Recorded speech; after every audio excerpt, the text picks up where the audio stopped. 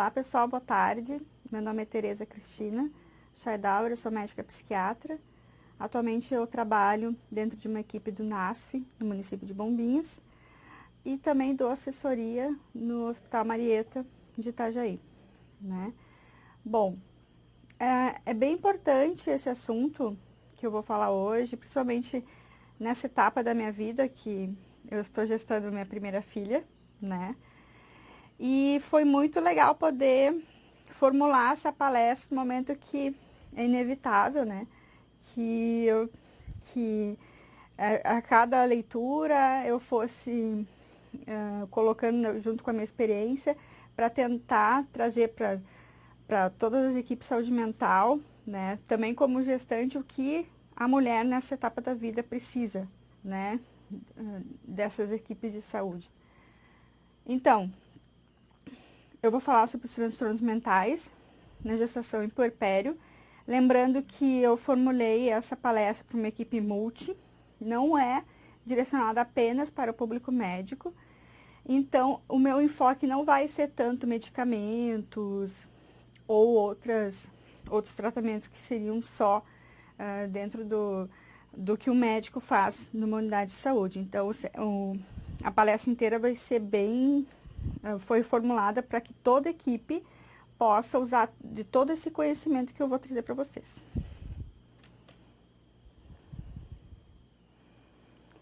Então tá, pessoal. Eu acho muito importante poder trazer para vocês de uma forma bem simples. Assim, eu tentei fazer a forma...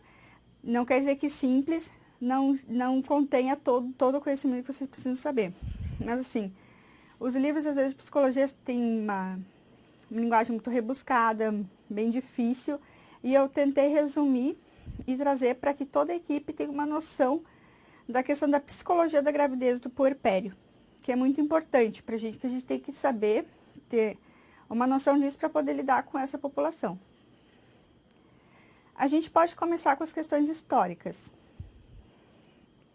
A maternidade, como conhecemos hoje, por exemplo, ela é algo totalmente novo. Às vezes a gente, até em propagandas de Dia das Mães, enfim, parece que a maternidade sempre existiu como ela é hoje, dentro da história do desenvolvimento humano, né, das civilizações, enfim. Mas ela não foi dessa forma, né? Então, a maternidade como a gente vê hoje, ela é super nova. Ela data do século XVIII. Antes disso, não era nem as mulheres, as mães, né, que criavam seus filhos. Esses bebês, eles eram criados por outras pessoas que não a mãe. Em famílias, por exemplo, mais abastadas, eles eram criados pela própria... Tinha uma criada que ficava cuidando desses bebês. Em famílias menos abastadas, existiam, por exemplo, amas de leite, né? Que recebiam os bebês de toda a comunidade, assim. Só que com um mínimo de apego, vínculo amoroso, enfim. Era bem diferente do que a gente conhece hoje. A infância também não poderia ser diferente, né? Também é algo que começou... A infância, como nós sabemos hoje, é algo super novo dentro da psique humana, né? E a psicologia vem estudando isso a partir do século XVIII.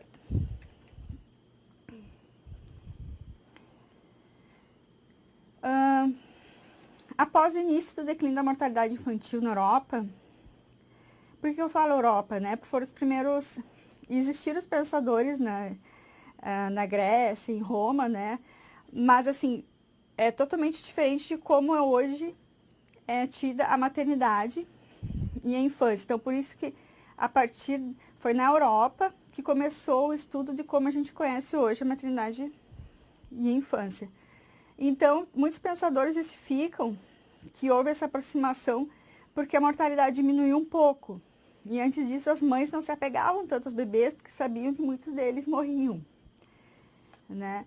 Um pensador filósofo, Rousseau, em 1972, foi um dos primeiros, né, a iniciar esse movimento de defesa do amor materno, da questão da mulher ficar com seus filhos, criar seus bebês e que esse amor materno fosse algo alimentado pela família, pela sociedade, cultuado, né? E pra gente ter noção, a obstetrícia surgiu em 1806, né? como especialidade médica. Então, tudo é muito novo, né, gente? Vocês me desculpem que às vezes parece que falta o ar por causa da minha barrigona de grávida aqui. Vamos lá, questões psicológicas, tá? Então, o ciclo vital da mulher, no ciclo vital há 3 períodos críticos de transição, que constituem fase de desenvolvimento da personalidade, a gente pode considerar assim, né? No momento que a gente ultrapassa uma fase dessas, a gente amadurece. E que possui vários pontos em comum. Por exemplo, adolescência, gravidez e puerpério. Na adolescência, a gente passa de menina para uma mulher adulta. Existem todas as mudanças hormonais, né, dentro disso, fisiológicas, anatômicas. A questão da gravidez, nem se fala, né? E o puerpério, que é a fase pós-parto. Então, todos são períodos de transição, biologicamente determinados, que quer dizer, esses 3 períodos que eu estou falando é a natureza que indica o início, né? E caracterizado por mudanças metabólicas complexas e estados temporários de equilíbrio instável. O corpo está tentando manter o equilíbrio ali, mas existe uma instabilidade hormonal, física e química atuante. E devido às grandes perspectivas de mudanças envolvidas nos aspectos de papel social, existe uma necessidade muito grande de adaptações, da menina para a mulher, da mulher para a mãe, né? E no pós-parto, que seria da gestante para uma mulher com uma criança em seus braços, né?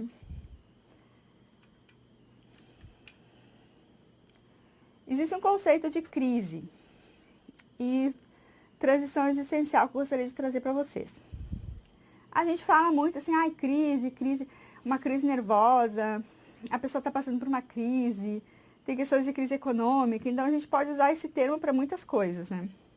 Mas dentro da psique, do psicológico dos seres humanos, né? E aqui a gente está falando da mulher, fica dentro do espectro de saúde, é bem legal que todo profissional que trabalha com saúde pública tem essa noção de crise e transição existencial para poder ter um entendimento melhor.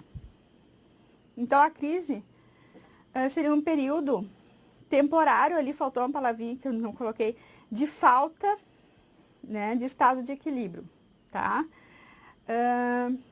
E isso não é só dentro da saúde mental.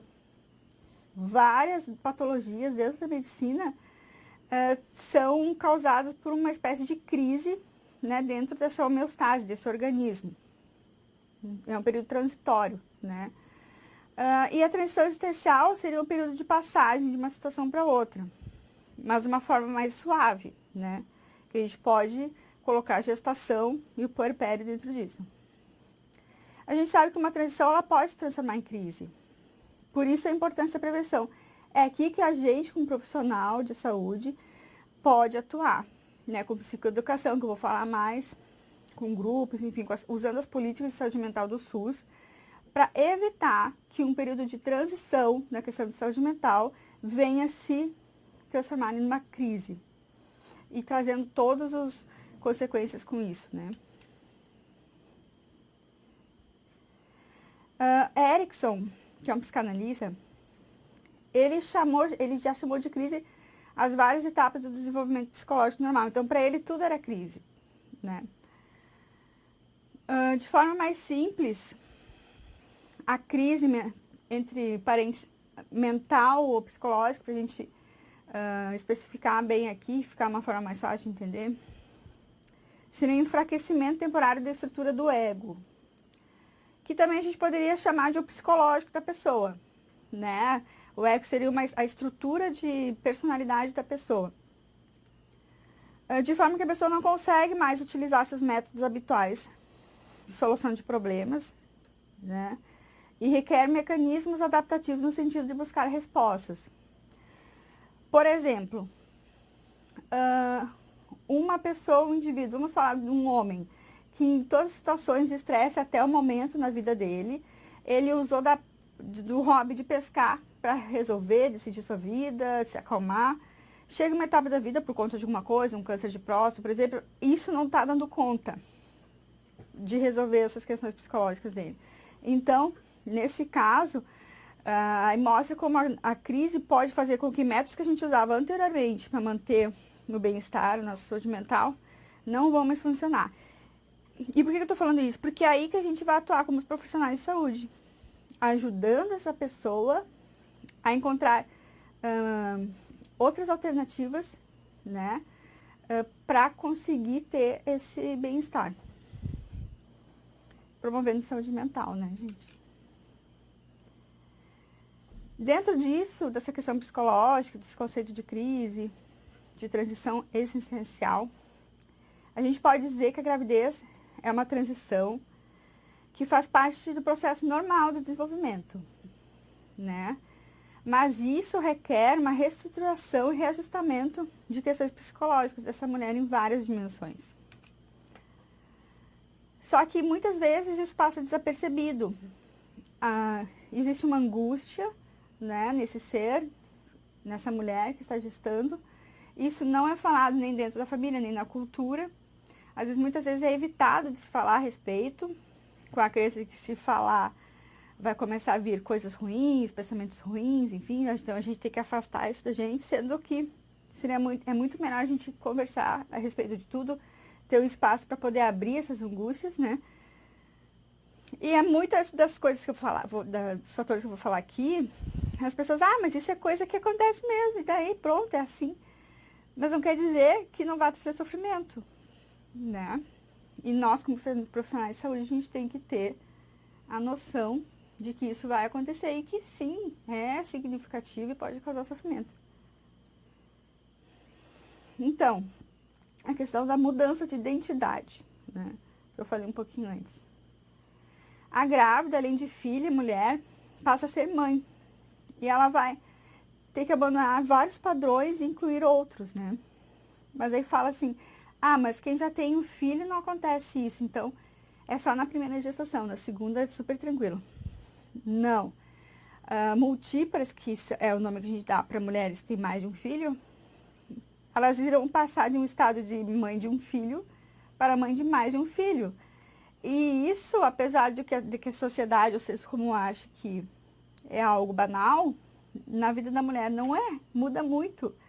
Então, uma das coisas, o segredo para trabalhar com a questão de saúde mental e ter uma empatia, é a gente abandonar essa noção de senso comum e achar que é assim mesmo, onde come um, come vários, onde cria um, cria vários filhos, e sempre dar importância para o que a paciente está trazendo para a gente naquele momento. Conflitos de relacionamento. Por exemplo, mudanças psicológicas no companheiro. Muito é esquecido, né? Os pais, muitos são esquecidos. A paternidade. Se a maternidade é algo novo, imagine a paternidade, né? Então, e não se tem consenso nenhum. Então, se transformar em pai é uma coisa ainda mais complexa do que se transformar em uma mãe. Tem bem menos informações, inclusive, dentro da psicologia a respeito disso. Então, esse companheiro vai mudar a forma de que ele vê a esposa, vai mudar um dos seus níveis de ansiedade, às vezes vai mudar de casa, abandona mesmo, né, a família. Então, várias coisas estão implicadas dentro disso. A questão de preocupação com o futuro. Existem dados da ONU, né, que mais de 50% das famílias no Brasil são sustentadas por mulheres, e é quase 60%. Então, isso é bastante coisa. A gente tem que levar em conta essas preocupações quando uma gestante vem angustiada e ansiosa para ser acolhida dentro de uma unidade de saúde. Porque é uma preocupação real. A questão, será que ela vai dar conta de trabalhar enquanto gesta? Será que ela vai ter acesso à saúde? Será que ela vai ser remunerada? Se os direitos trabalhistas dela vão ser respeitados, né? Então, são várias questões que afetam bastante o psicológico dessa mulher. E assim, em comunidades totalmente desassistidas, onde não existem grupos de gestantes, não existem NASF, não existe CAPES, enfim, que existe isso no nosso país. Essas mulheres não têm, e ainda o senso comum, a crença de que isso é assim mesmo, essas mulheres não falando, não sabendo a respeito dos seus conflitos, né, pode exibir muitas vezes sentimentos de raiva, ressentimento, que vão até impedir, podendo até impedir que elas encontrem gratificação na gravidez. Só que a gente tem que prestar muita atenção, como profissionais de saúde, que a gente não pode julgar essas mulheres como melhores ou piores futuras mães. Não adianta de nada eu, como agente comunitário de saúde, ir para uma casa e ver uma gestante angustiada, deprimida, e achar que, meu Deus, julgar essa mulher porque ela não vai ser uma boa mãe, porque ela deveria estar dando graças a Deus e estar grávida, quantas mulheres estão tentando engravidar, não consegue. Então, gente, isso a gente não pode fazer. Eu estou dando um exemplo, tá? Todos os profissionais de saúde têm que ter a noção de que nosso papel não é o julgamento, e sim tentar entender o porquê que essa paciente está mostrando esse tipo de sintoma. Situar a gravidez como crise ou transição não requer dizer que o período crítico termine com o parto. Então, não é porque a gente está falando sobre as questões da gravidez que quer dizer que todas essas questões que eu estou falando, elas vão terminar com o parto. Na verdade, elas vão modificar, tá? Porque as mudanças psicológicas vão continuar.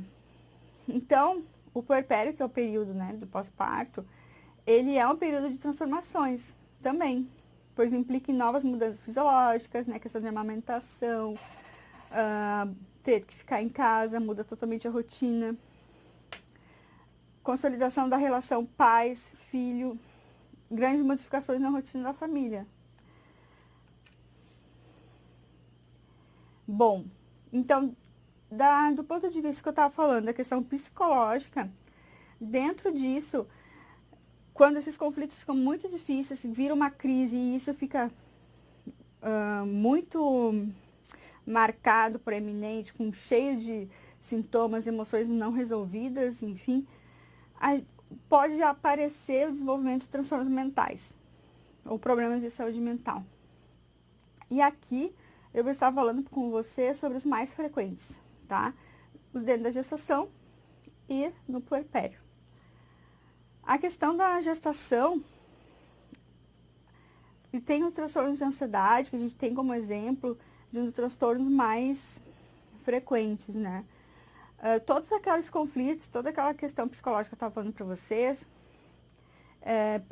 provavelmente no momento de crise vai existir o aparecimento de vários transtornos, entre eles da ansiedade, de vários sintomas ansiosos. E isso a gente tem que estar preparado para poder identificar. Dentre os transtornos de ansiedade, são vários, os mais frequentes nessa etapa seriam o do pânico e o da ansiedade generalizada. Antigamente, o TOC, ele estava dentro dos transtornos de ansiedade. Hoje, no novo manual, DSM-5, né, ele está fora, mas também é um transtorno que pode aparecer bastante decorrente do aumento do nível de ansiedade. O que seria ansiedade, né? A gente fala. Seria um sentimento repulsivo de medo, angústia, que é caracterizado por tensão, inquietude proveniente de antecipação de perigo. Então, quando a gente fala em ansiedade, a gente tem... O que está acontecendo ali são pensamentos que antecipam um perigo futuro, né? E muitas vezes que não é nem real, mas aquilo ali toma conta da mente, do pensamento da pessoa, produzindo vários sintomas, às vezes como taquicardia, dor de cabeça, tontura, náuseas, insônia, né? E quando isso começa a interferir demais na vida da pessoa, a gente pode chamar, sim, de um transtorno. E sempre pensar, né, como que era isso antes da gravidez, né, para tentar pensar em algo e não achar assim, ah, não, porque gestante fica ansiosa mesmo, é normal a gestante ficar angustiada. Não, mas uma gestante pode ficar angustiada, mas uma mulher gestando que não consegue mais dar conta das coisas que tem que fazer, por conta de ataques de pânico, por conta de preocupação com o futuro, já passou do ponto da gente achar que é algo normal que vai acontecer na gravidez. E se as pessoas, inclusive, não conseguem comer direito, não conseguem mais sair de casa, não conseguem se relacionar, não conseguem mais trabalhar, né? Então, nesses casos, sim, a gente está tratando de um transtorno. Transtornos depressivos. A incidência de transtornos de humor na gestação, o transtorno depressivo é um transtorno de humor e ele é o mais comum nesse período, né? É alta. Até 70% das parturientes em estudos, né? Elas têm sintomas depressivos durante a gravidez, elas afirmam isso, né, quando são estudadas, sendo que 10 a 16% satisfazem critério para diagnóstico de depressão. O que são critérios? Existe, como eu falei, o DSM, é um manual onde a psiquiatria se baseia, né? A gente não vai, a gente tem ele como base no trabalho dentro de saúde mental, como se a gente pudesse falar a mesma língua, né, em todos os países do mundo.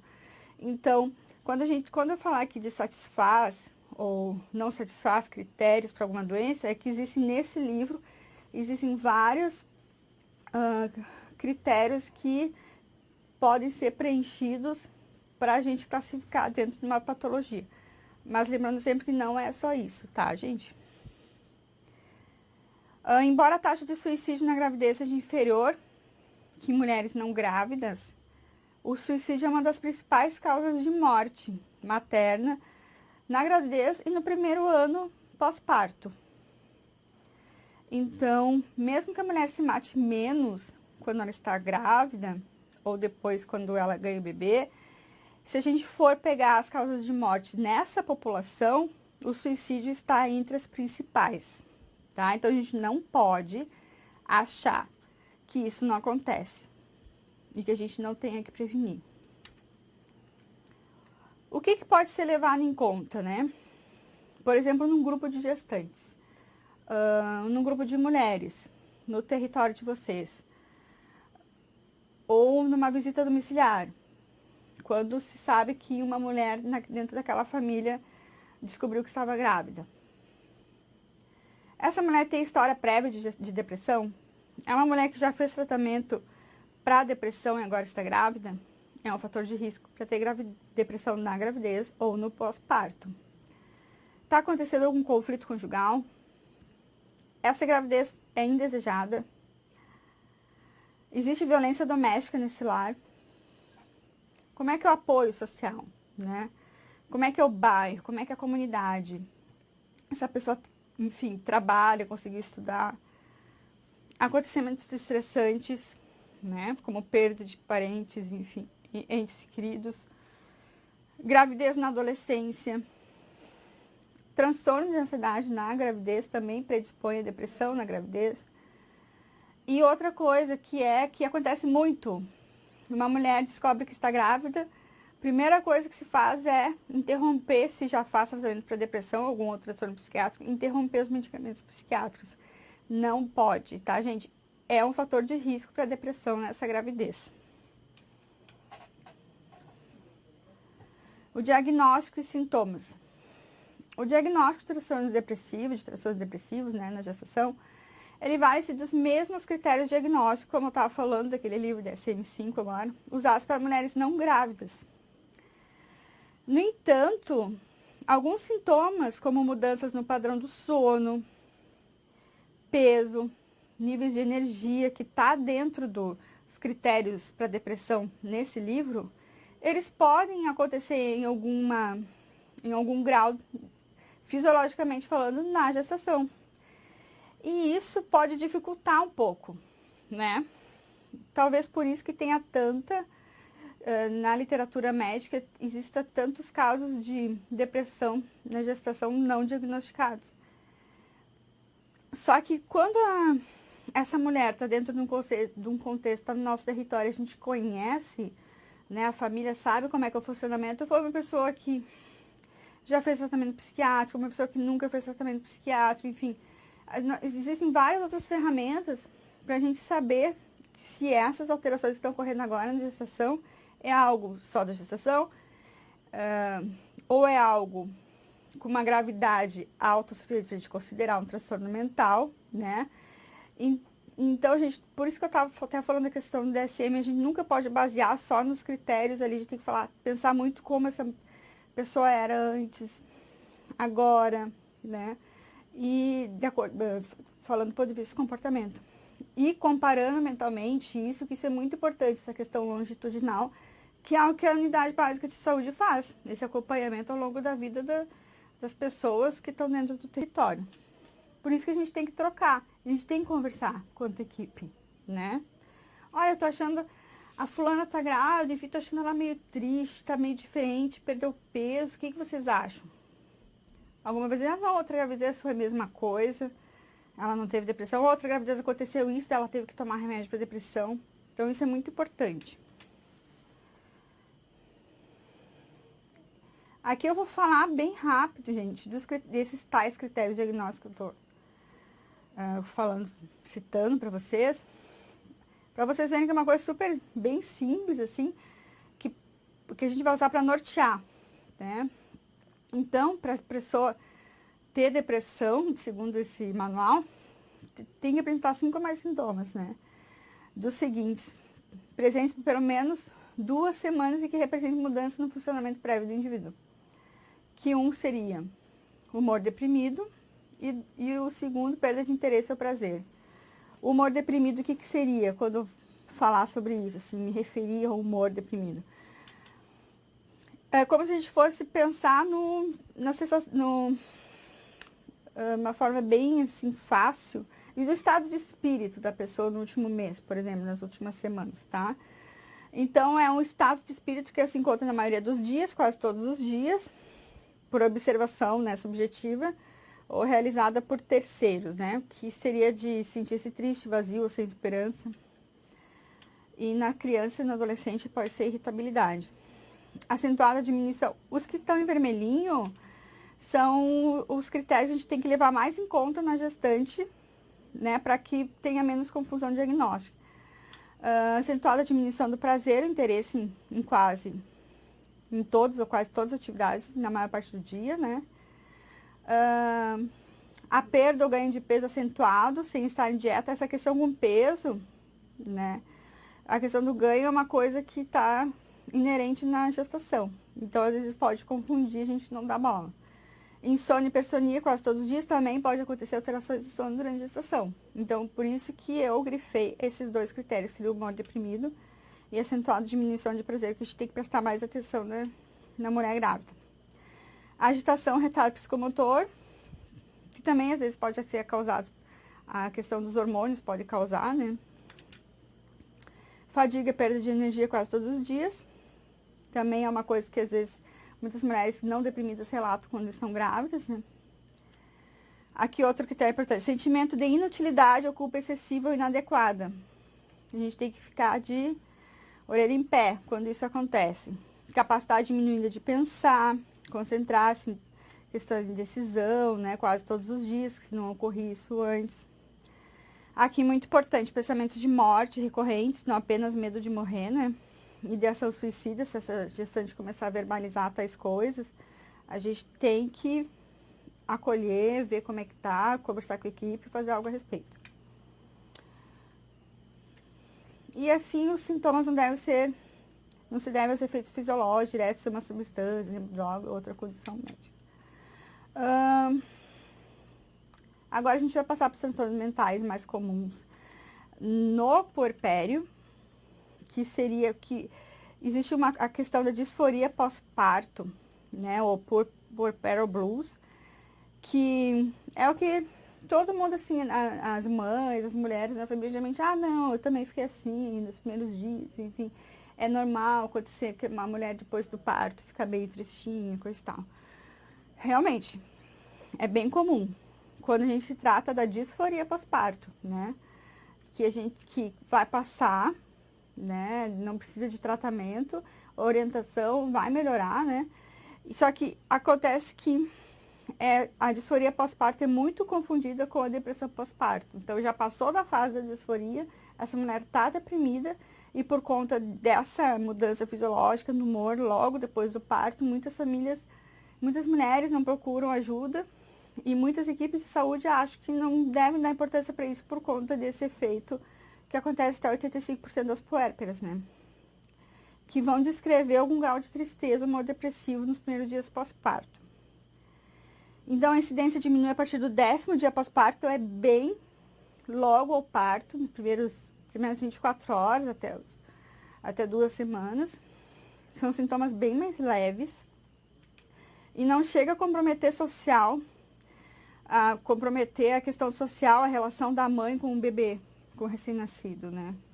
Então, na disforia pós-parto, não é assim a mãe não querer ver o filho, não querer que chegue perto, negar a amamentação, essas coisas não são coisas normais dessa fase só de disforia, sem ser de depressão. A gente tem que cuidar, tá?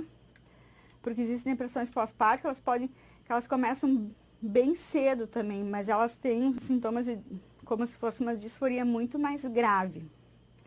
E no caso da disforia, a remissão é espontânea, como eu tinha falado, né? A depressão puerperal. Vamos começar pelos fatores de risco, né? A gente encontra mais mulheres muito jovens, pós-parto, né? Que engravidaram numa idade bem menor do que habitual. E nas mulheres que engravidam, assim, tardiamente. Os companheiros não colaborativos, do ponto de vista prático e emocional, é um fator de risco. A depressão na gestação vai ser um fator de risco para a depressão depois do parto, né? Por isso a gente tem que tratar a depressão na gestação e histórico de depressão prévia. Os sintomas são semelhantes aos quadros depressivos, né? Em outros momentos do ciclo reprodutivo. Inicia-se geralmente com sintomas de ansiedade, inquietude, insônia, para depois passar para aquele quadro de humor deprimido, como eu tinha falado para vocês.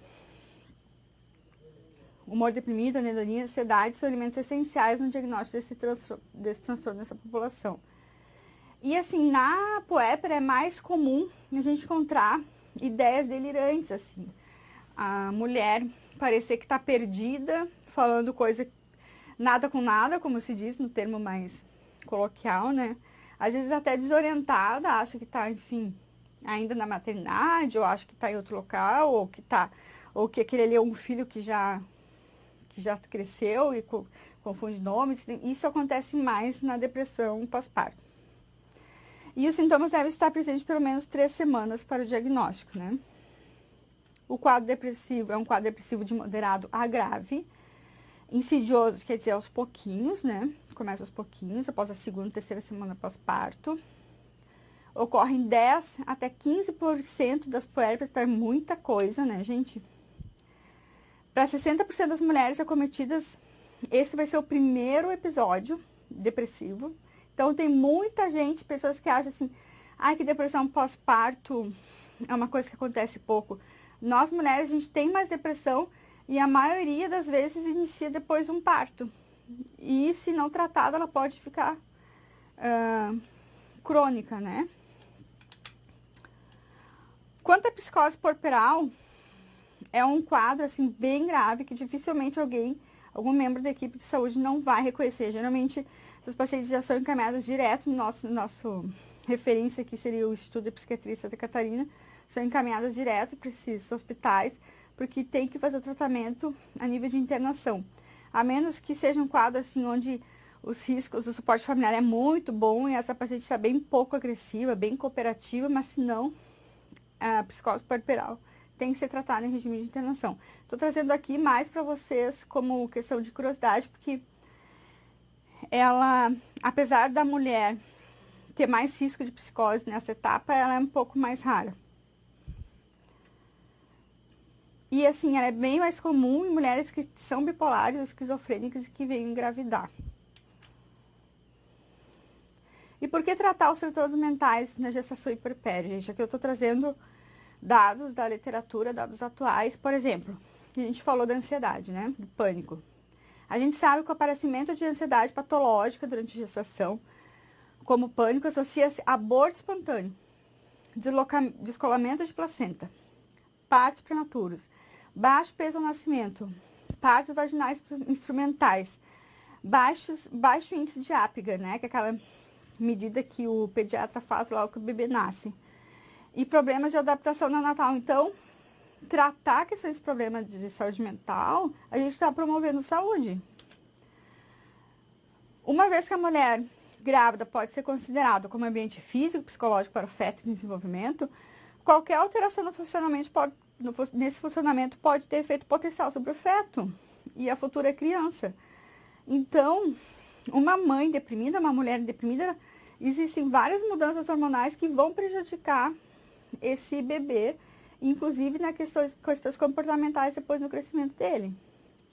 Há evidências consideráveis do impacto negativo por exemplo, assim, mulheres com questões psiquiátricas não tratadas, elas vão consumir mais entorpecentes, elas vão beber mais, vão fumar mais cigarro, e isso vai interferir na saúde do feto, né? Elas vão ir menos a consultas pré-natais, pode evoluir para o quadro de desnutrição, falta de vitamina por uma alimentação desregrada.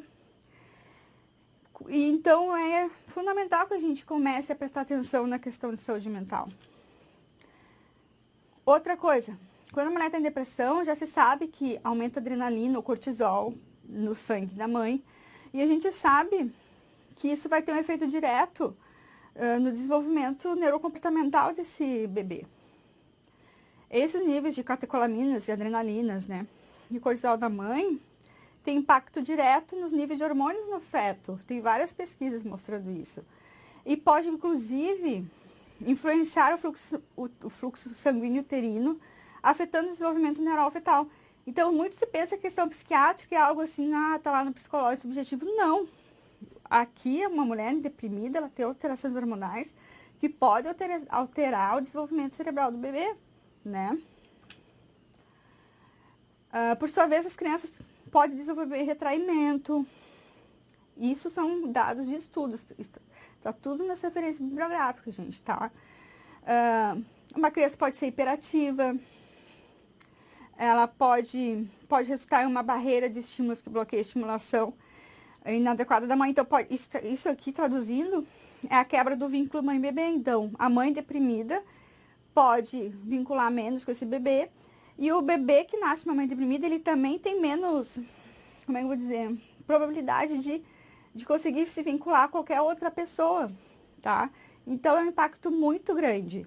Por exemplo, no município que eu estou, a gente não tem CAPS ainda, e muito menos CAPS infantil. Quantos municípios têm CAPS infantil para receber, tratar essas crianças que em algum momento da vida podem trazer sintomas psiquiátricos, alteração de comportamento? Então, a gente tem que começar a pensar a longo prazo na prevenção. Como tratar? O tratamento, vamos falar aqui a gente dentro do contexto do SUS, tá? Que, a meu ver, para o público de infância e adolescência, é a melhor modalidade de tratamento. No âmbito privado, é muito difícil que a gente consiga ter uma estrutura como um CAPS infantil, onde tem vários profissionais ali para atender uma criança, trocando informações. A gente vê que na questão no âmbito privado, os profissionais têm vários compromissos, várias coisas, a gente consegue falar rápido por telefone, não é a mesma coisa do que a gente está no serviço de saúde mental para esse público, dentro da saúde pública. Então, o tratamento deve envolver toda a equipe do ESF e o CAPS do município. Gente, a gente tem que abandonar essa questão de achar que encaminhou não é mais problema nosso, né? Uma gestante ou uma puérpera com depressão, coisa e tal, mesmo que vá para o CAPS, a gente tem que ter uma noção de como que está o tratamento dela, tá? Tem que haver a conversa, a rede.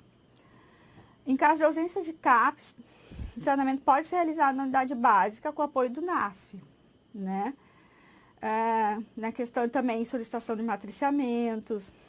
É fundamental envolver a família no tratamento. Vocês não precisam esperar a equipe do CAPS ou o NASF para chamar a família e conversar e falar sobre os riscos, né?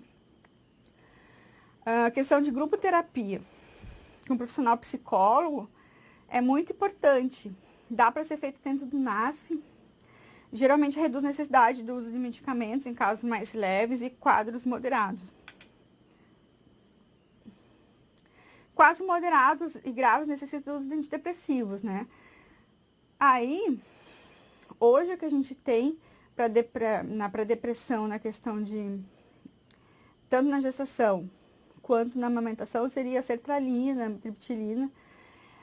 Como eu disse antes, essa palestra não está focada na questão de eu falar aqui de toda a psicofarmacologia na gestante e na puérpera, né? A gente poderia falar numa outra ocasião, mas o médico tem que saber que em casos moderados a graves, ele vai ter que fazer uso disso.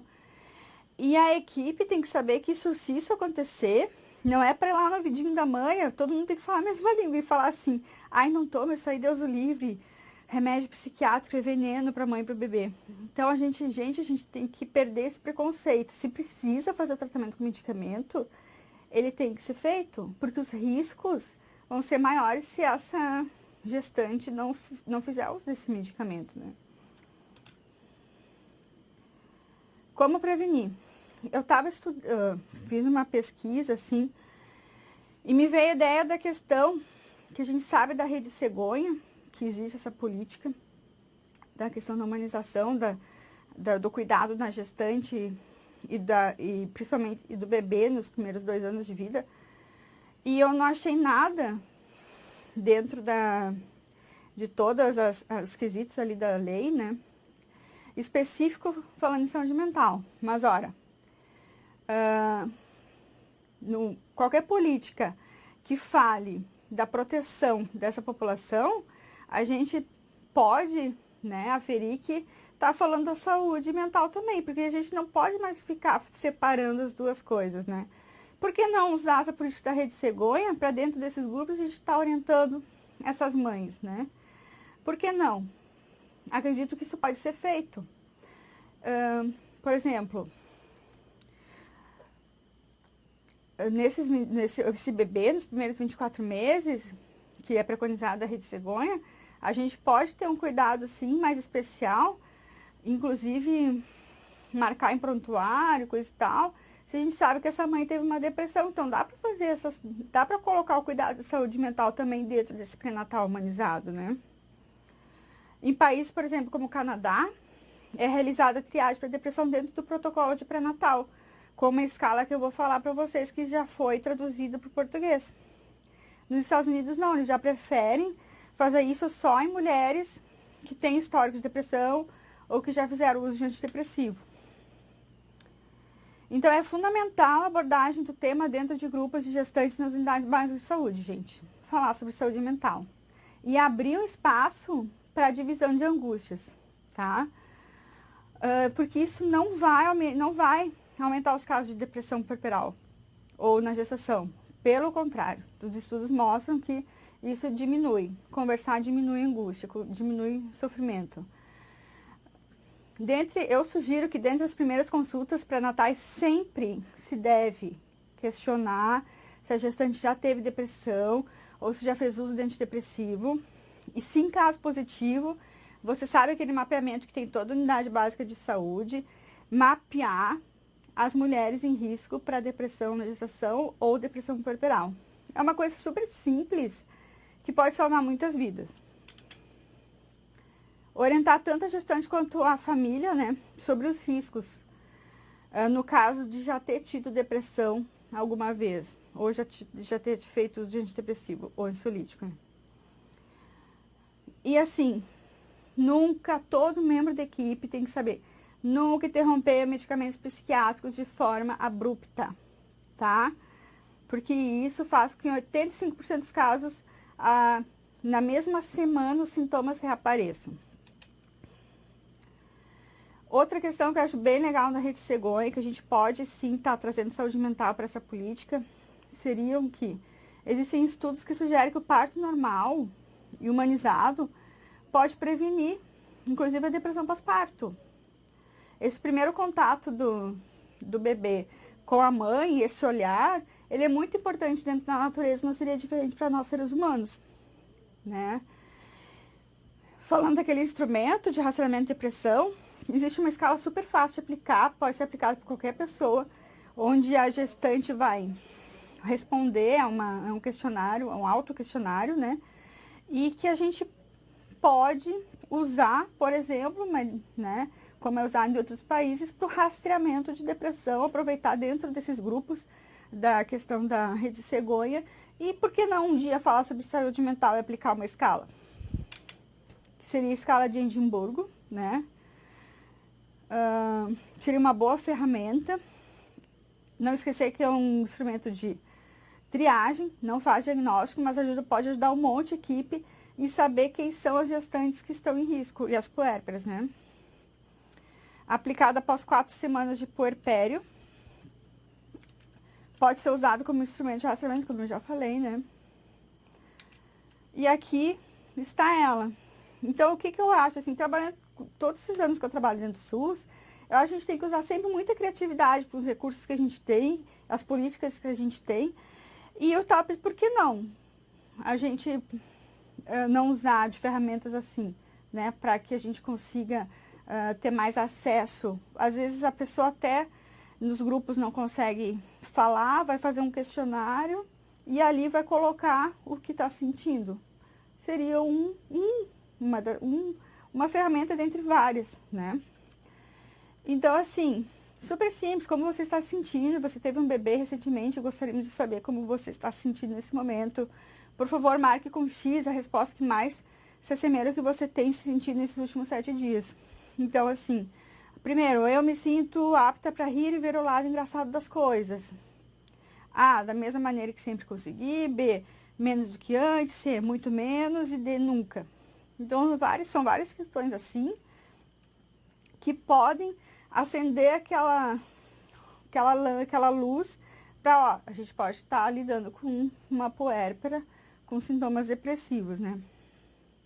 E se a mulher no primeiro filho pontuou bastante para essa escala, por isso que eu estava falando na questão, pode servir para, na outra gestação, a gente saber, ó, ela pontuou bastante na escala de Edimburgo, então vamos cuidar dela nessa segunda gestação, porque ela é uma paciente em risco. Então, conclusão. Como profissionais de saúde dentro do SUS, gente, nós devemos sempre preconizar a prevenção e detecção precoce de patologias, sendo que os transtornos mentais não devem ser deixados de fora. Problemas psiquiátricos graves podem e devem ser evitados. Nós vivemos em uma realidade de SUS, de superlotação de leitos psiquiátricos remanescentes, porque vários leitos foram fechados. Se isso é certo ou errado, já não é questão aqui, tá? Mas a gente pode evitar quase que a totalidade dos adoecimentos, né, das internações psiquiátricas, com uma rede forte de atenção básica em saúde mental. Os desfechos graves, como suicídio, infanticídio, que seria a mãe, naquele quadro psicótico depressivo, matar o seu bebê e depois cometer suicídio, né? É super grave isso. Eles podem ser evitados em 100% dos casos, né? No momento que a gente presta atenção à saúde mental das nossas gestantes. E protegendo as gestantes, nós estamos protegendo o recém-nascido também. Nós estamos protegendo a família, essa mulher, o recém-nascido, promovendo saúde, essa criança vai ser mais saudável, né? E, enfim, uma sociedade melhor. Então, é isso aí. Joinville, queria lembrar sobre o uso de metoclopramida na gestação e que pode piorar a depressão. Pode. Sim, a metoclopramida, ela atua no sistema nervoso central, né? Então, qualquer medicamento que tem esse tipo de atuação e efeito pode, sim, alterar o humor, né? E na gestação não seria diferente. Vamos ver, São José. Tem pergunta. Transtornos de ansiedade desenvolvidas durante a fase gestacional poderão perdurar durante a vida? Realiza-se tratamento quimioterápico nestes casos durante a gestação? São 2 perguntas. Sim. Os transtornos de ansiedade, também como na depressão, eles podem sim aparecerem pela primeira vez na vida da mulher durante a gestação, por que não, né? Usualmente eles são crônicos, né? Por exemplo, a gente estiver falando da transtorno de ansiedade generalizada, enfim. Mas, por exemplo, se a gente falar sobre transtorno do pânico, é mais frequente que seja algo temporário, episódico, relacionado bem a essa fase. Claro que se depois Se estiver interferindo demais, se estiver subindo a pressão dessa gestante por conta da ansiedade, se ela não estiver conseguindo trabalhar e exercer, enfim, as suas funções diárias, a gente tem que, como eu estava falando, vai se tratar de um transtorno, a gente tem que fazer algo a respeito, tentar psicoterapia. A gente tem que ver muita realidade, né, gente? Por exemplo, já trabalhei em locais que a gente não tinha psicologia. Então, o que a gente vai poder fazer para essa pessoa que está na nossa frente? No caso, a gente vai ter que iniciar um antidepressivo, um ansiolítico, né? Que pode ser a sertralina. Então, a gente tem que avaliar muito o caso. A gente está num município que a gente não tem uma equipe completa. Ah, não vou medicar essa paciente que está em sofrimento na minha frente porque está gestante, mas eu não tenho o que mais oferecer para ela. Então, na literatura, primeiro a gente vai para a questão comportamental, psicoterapia, apoio. Para depois, se precisar, né, dentro do matriciamento, ou lá dentro do CAPS, depois do encaminhamento, usar o medicamento. Mas não é sempre que a gente tem isso. Então, eu defendo que a gente tem que pensar no indivíduo, diminuir o sofrimento. E nesses casos, sim, medicar. A gente não tem outras modalidades de tratamento. Joinville. Também o uso de progesterona, por exemplo, medroxiprogesterona, injetável, que também pode agravar depressão puerperal. Pode. A administração de progesterona durante a gestação, ela pode aumentar todos os sintomas gravídicos que a gente fala, né? Inclusive, e também causar mais instabilidade de humor, né? Mas geralmente não vai fazer com que a pessoa tenha, a progesterona não vai fazer com que a pessoa desenvolva um transtorno, tá, gente? Ela pode deixar essa gestante, essa mulher mais sensível, um pouco mais triste, enfim. Se vocês perceberem que está aparecendo um transtorno psiquiátrico, porque ela já tinha uma suscetibilidade genética para isso, né? E vai ser tratado da mesma forma, se for um transtorno psiquiátrico, né? Mas assim, pode às vezes, uma terapia hormonal, outra coisa, assim, pode às vezes exacerbar uma genética ali que já estava quietinha e daí por conta de fatores externos, que a gente pode considerar uma reposição hormonal, uma coisa assim, iniciar o quadro que iniciaria em outra etapa da vida. Mas não vai ser o hormônio que vai causar. Não sei se vocês estão conseguindo entender, tá? Tem que ter uma suscetibilidade. Não são todas as mulheres que fazem uso dessa terapia que vão ter depressão, ou pânico, ansiedade. Então, gente, eu queria agradecer a todo mundo que ficou aqui escutando todos esses minutos, né? E que muito obrigada a todas as parabenizações também. E dizer que qualquer dúvida, né, é só me enviar um e-mail que eu estou totalmente disponível para poder ajudar as equipes, né, de saúde pública aí para esse estado. Obrigada.